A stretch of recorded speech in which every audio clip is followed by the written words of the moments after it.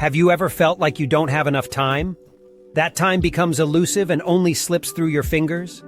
I want to tell you too. Time is really important in the life of an investor, if not really the most valuable asset of the investor. On the other hand, it's not necessarily as we think. Hello, it's Cryptolyze. Welcome to the Investor Psychology Podcast, and today we're going to talk about time, and we're going to talk about money and time in relation to investment and the place of social networks in concept of time and attention. I am often told that time is money. This is something you have certainly heard, repeated or heard and told again.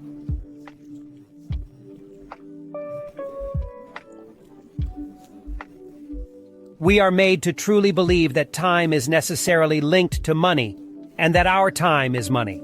So it's something that is really anchored in us very young and very much in French-speaking society that we have through our education, through school, through work, through the form of work which is the salary, and by the cultural representation we have of all that. But I tell you again, time is your most precious asset. So, what is its price? Employment is often the representation of the exchange of time for money, and therefore, how much is your time worth? This is a question that you must ask yourself, and even go further. Ask yourself the question, can you be reimbursed for the time you have spent, whether in an action, in a relationship, in something? Strictly speaking, do you have this capacity? When we have this feeling of feeling time slipping through our fingers without being able to do anything, we feel really strange. We have limited fear, a fear of not making it, an uncontrollable fear because we realize that time is in no way controllable. So I'm going to tell you an anecdote from a few weeks ago, no more.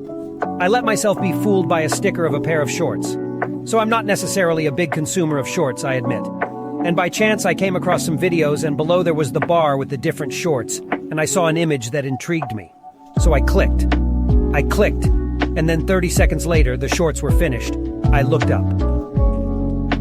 Except that it wasn't 30 seconds later, and that's the big problem, is that it was 45 minutes later and not 30 seconds. And it still makes a big difference. Time was totally distorted between when I thought I was watching something and when I stopped. And the worst part of it all was that I hadn't watched just one video, but several, and I was unable to really remember the videos I had watched, not even 10 of what I had seen. And there, I had something that people had often spoken to me about, but a form of awareness that indeed, there is something that is very important in time and in attention. Time cannot be controlled, and it is at the heart of our existence. We must understand that everything we do consumes time. Your time, my time, everything at a price, exactly like your attention. And this is one of the reasons for companies like YouTube, like TikTok, or like Meta through, for example, Instagram. They really work hard to ensure that you willingly give them your time and, above all, your attention. The fact of no longer knowing what happened, of not having the time passed, is that they work well. It is precisely their capacity to be able to produce, to be able to putting you forward, being able to captivate you is really, really present. We are actually canceling your ability to be able to say yes or no. And I remind you that it's up to you to decide what you want to do with it. Do with your time, do with your attention. Time is not really a simple asset that is tradable. It can be invested, and unfortunately we forget that. We always think that time is money. Except that we don't understand that time is invested. For example, if you learn, if you test something, when you move in the direction of your objective, of your choice, this time becomes cumulative. It allows you to change and evolve. Time is no longer a simple player in exchange, but truly becomes the fertilizer for your growth.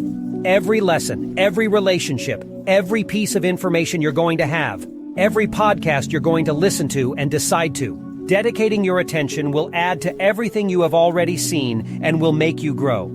And even these notions of knowledge that you will recover will increase over time. Because the more knowledge you have, the more things you know, the more you have given your time in the right way and consumed your attention in the right way, the more you will be aware of what you are doing and aware of what you need to move forward. And so the more awareness you have, the more you are able to do it intelligently and be able to progress. So time, this accumulation does not disappear contrary to what we are told. We do not exchange it for money except in certain cases, and it is up to you to choose these certain cases. It is clearly the investment in yourself that is most important, and it is up to you to direct this time in precisely this direction. If you want to grow in investment, trading, blockchain, and crypto, for example, I have set up a complete training course that is fully financeable through a partner, legalized in France. Everything is in the comments in the description if you are interested. To use your time in this direction if that is your objective. To come back to social media, because I think it's really, really important. It is certainly one of the most beautiful inventions of recent years. I tell you, it's definitely bad when you understand the beginning of the video, but it's wrong. Really wrong. This is the first time that we have had this much access to information, this much access to knowledge. I would have dreamed of having this when I started training. It was already some time ago. But I think that even if we have access to all that, we still need to be able to orient ourselves, able to structure ourselves, and above all, I think not to get lost. With the experience I have had, I have understood that the importance of not getting lost is really determining. I would even say that currently looking for information and staying focused on social networks is very, very complicated. It's like going on an adventure by jumping into a ravine to find treasure. So we better have a really good emergency rope that will be able to allow us to climb back up. To give you an example, all you have to do is click on a bad video, and you will find yourself an hour later watching sheepcat videos without necessarily understanding what happened. It's exactly that. Each time, you have a lot of value to get, a lot of information to get, but also a lot of distractions. And the goal, once again, is to make you stay as long as possible to capture your attention. It's up to you to always remain aware of where you give your attention, where you spend your time, always in the right direction, in the direction you decide.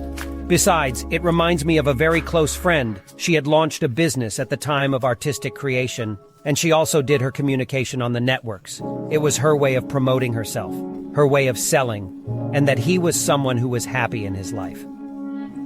And which, moreover, I saw little by little change over the year and a half in which she spent in this activity and this way of communicating. Besides, I think it even lasted 2 years. Within 2 years, she started doing something she hadn't done before, comparing herself to others. I've talked about this before in different podcasts, but I just really want to focus on this example because I think it's a really good example. She began to compare herself to an idealized life that was projected on the networks, to this notion of easy success, of an exciting life, of a dream life. And obviously, in comparison, it's complicated when you have a hard-working entrepreneurial life. And one thing she was really relentless in what she loved to do, in what she wanted. She really wanted to succeed, and she wanted to give herself the means to succeed. But she began to question herself and really ask herself questions about the comparison she has of herself, of what she does and what is projected, of what others reflect back to her. And she began to take less and less pleasure in what she loved before, to the point of no longer doing what she loved, almost more. And as a result, she spent more and more time on the networks idealizing a life that did not exist. And that's really one of the pitfalls, I think, where you really have to be careful. We have a vision of ease. We have a vision of something which is not necessarily reality. It is up to us to become aware of it, and to protect ourselves, and even to step back from that. This friend, it took her a really long time actually to come back.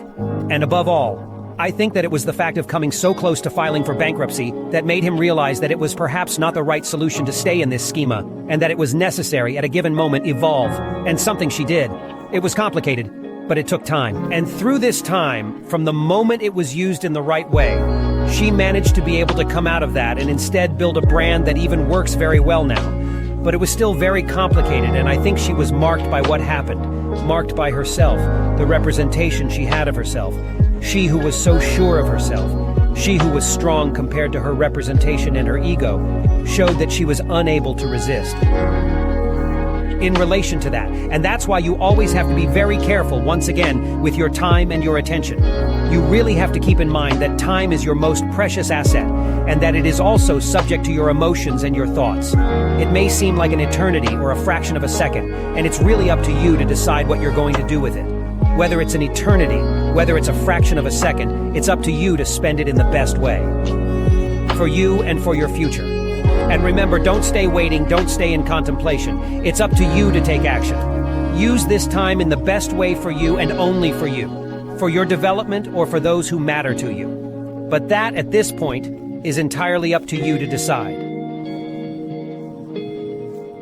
I hope you liked this podcast. If so, don't forget to leave me a little comment, and ideally to share it. You will have to find it on all the different podcast platforms, otherwise we will find each other very quickly.